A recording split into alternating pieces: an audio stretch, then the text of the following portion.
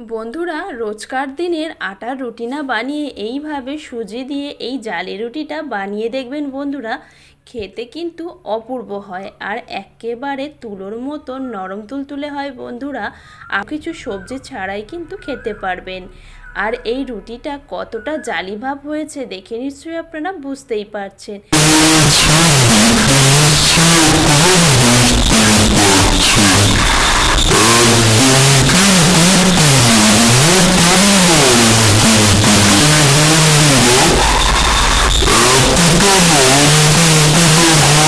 বন্ধুরা, রেসিপির প্রথমে নিয়ে নিচ্ছি একটি বড় পাত্র।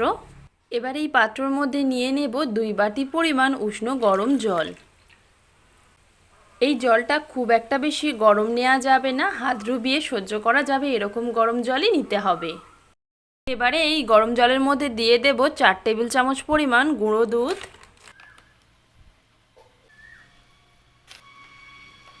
এবারে খুব ভালো করে মিশিয়ে নেব। আপনাদের হাতের কাছে যদি লিকুইড মিল্ক থাকে সেই দিয়েও আপনারা তৈরি করতে পারেন। তবে এই গুঁড়ো দুধ দিয়ে তৈরি করলে এই রেসিপিটার টেস্টটা অনেক বেশি ভালো আসে। গুঁড়ো দুধটা দিয়ে দেওয়ার পর জলের সঙ্গে খুব ভালো করে মিশিয়ে নিয়েছি। জলটা যদি অতিরিক্ত গরম থাকতো তাহলে কিন্তু দুধটা ভালোভাবে মিশতো না আর দলা পাকিয়ে যেত। ঠিক এইভাবে ভালো করে মিশিয়ে নিতে হবে। তো বন্ধুরা, এবারে আমি গরম দুধের মধ্যে দিয়ে দেব 1 বাটি পরিমাণ সুজি। যে বাটি মেপে জল নিয়েছিলাম সেই বাটি মেপেই আমি এখানে দিয়ে দিচ্ছি সুজি। সুজিটা দিয়ে দেওয়ার পর একটা হ্যান্ড উইক্স দিয়ে খুব ভালো করে মিশিয়ে নেব। আপনারা যেই বাটি মেপে দুধ নেবেন সেই বাটি মেপেই কিন্তু সুজিটা নিয়ে নেবেন, তাহলে কিন্তু একদম পারফেক্ট হবে রেসিপিটা। আমি এখানে দুধ দিয়ে সুজির জালি রুটিটা তৈরি করছি। আপনারা চাইলে কিন্তু জল দিয়েও তৈরি করতে পারেন, তবে দুধ ব্যবহার করলে খেতে বেশি ভালো লাগবে। সুজিটা গরম দুধের মধ্যে দিয়ে দেওয়ার পর ভালো করে মিশিয়ে নিয়েছি। এই পর্যায়ে ঢাকা দিয়ে রেখে দেব 5 থেকে 7 মিনিটের জন্য, যাতে সুজিটা ভালোভাবে ফুলে যায়, তাহলে সুজির রুটিগুলো একদম নরম তুলতুলে হবে। তো বন্ধুরা, আমি সুজিটা রেস্টে রেখে দিয়েছিলাম আর সুজিটা বেশ কিন্তু ভালোভাবে ফুলে গেছে, দেখেই বোঝা যাচ্ছে। তো একবার ভালো করে মিশিয়ে নিচ্ছি। ঠিক এরকমভাবেই কিন্তু সুজিটা ফুলে যাওয়া পর্যন্তই অপেক্ষা করতে হবে। এবারে এই সুজির মিশ্রণের মধ্যে দিয়ে দেব একই বাটির হাফ বাটি পরিমাণ আটা। তারপরে অ্যাড করে দেব পরিমাণ মতন লবণ আর দিয়ে দিচ্ছি 2 টেবিল চামচ পরিমাণ চিনি। এবারে হ্যান্ড উইক্স দিয়ে আবারও খুব ভালো করে মিশিয়ে নেব। এই রেসিপিটার ক্ষেত্রে আমি 2 টেবিল চামচ চিনি ব্যবহার করেছি।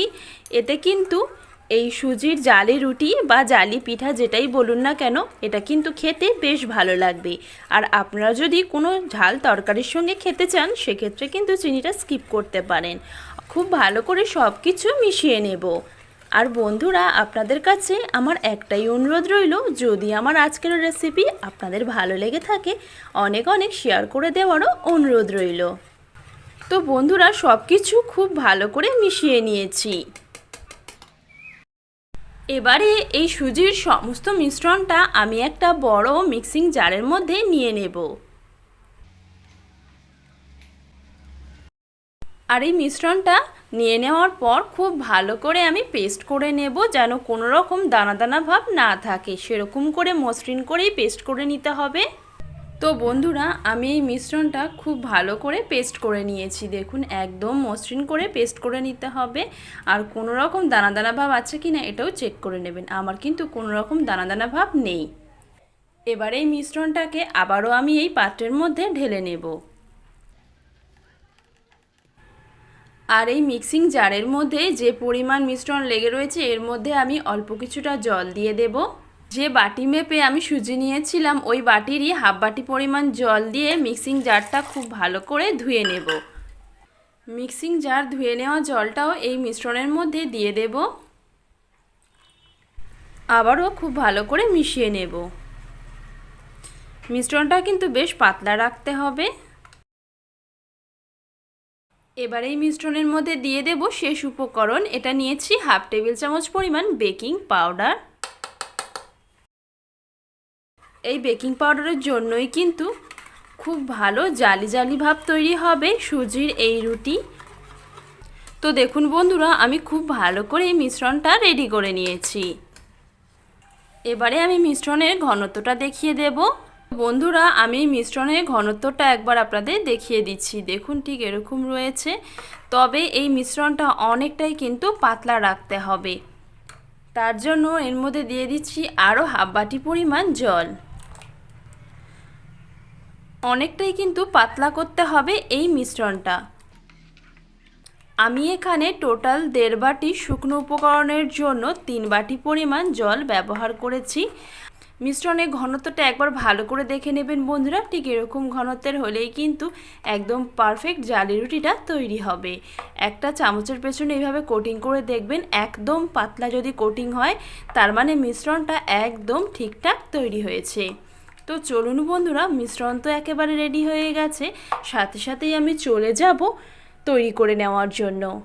তো বন্ধুরা, সুজির এই জালি রুটিটা বানিয়ে নেওয়ার জন্য একটা তাওয়া খুব ভালো করে গরম করে নিয়েছি।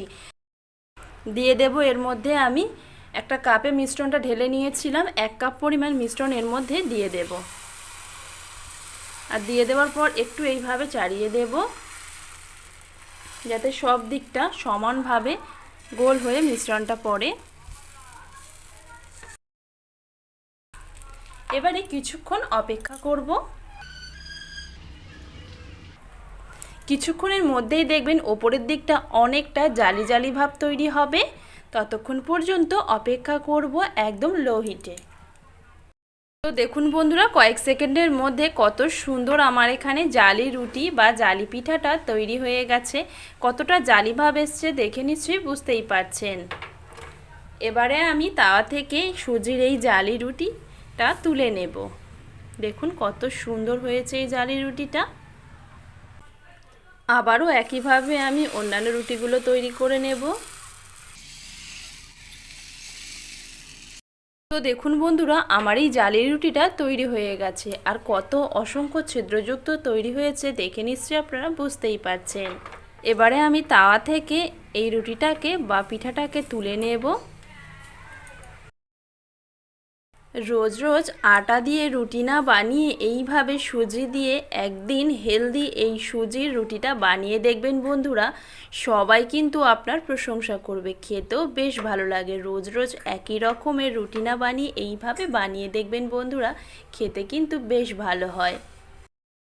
তো বন্ধুরা দেখুন, আমার এখানে সমস্ত সুজির রুটিগুলি তৈরি করে নেওয়া হয়ে গিয়েছে। আপনারা এই সুজির রুটিগুলিকে সুজির রুটি অথবা সুজির পিঠাও কিন্তু বলতে পারেন। আর এই সুজির জালি রুটিটা কত সুন্দর জালিযুক্ত হয়েছে দেখে নিশ্চয়ই বুঝতেই পারছেন। পেছনের কালারটাও কিন্তু দারুণ সুন্দর এসেছে বন্ধুরা। সাধারণ রুটি না খেয়ে এই রুটিটা বানিয়ে দেখবেন বন্ধুরা, খেতে কিন্তু ভীষণ ভালো লাগে। আর একেবারে নরম তুলতুলে হয় বন্ধুরা, কোনো কিছু সবজি ছাড়াই কিন্তু খেতে পারবেন। আর একদম কিন্তু তুলোর মতো নরম তুলতুলে হয় বন্ধুরা। হাতের মুঠোর মধ্যে নেওয়ার পরে আবার যেমন পর্যায়ে ছিল তেমন পর্যায়েই কিন্তু থেকে যাবে। একদমই কিন্তু ছিঁড়েও যাবে না আর ফেটেও যাবে না। এতটাই তুলোর মতো নরম হয়, বাচ্চা থেকে বড় সবাই কিন্তু ভীষণ পছন্দ করবে। তো দেখুন বন্ধুরা, কতটা নরম তুলতুলে হয়েছে দেখে নিশ্চয়ই আপনারা বুঝতেই পারছেন। একদম কিন্তু তুলোর মতন নরম তুলতুলে হয়, খেতে ভীষণ ভালো লাগে বন্ধুরা। এতটা নরম তুলতুলে হয় এই রুটিগুলি যে মুখে দিলেই একদম মিলিয়ে যাবে। তো বন্ধুরা, আমার আজকের এই তুলোর মতন নরম তুলতুলে সুজির জালি রুটি বা জালি পিঠাটার রেসিপি আপনাদের কতটা ভালো লেগেছে অবশ্যই কিন্তু কমেন্টে জানাবেন বন্ধুরা। ভালো লেগে থাকলে অনেক অনেক শেয়ার করে দেওয়ার অনুরোধ রইল। সবাই ভীষণ ভালো থাকবেন, সুস্থ থাকবেন বন্ধুরা।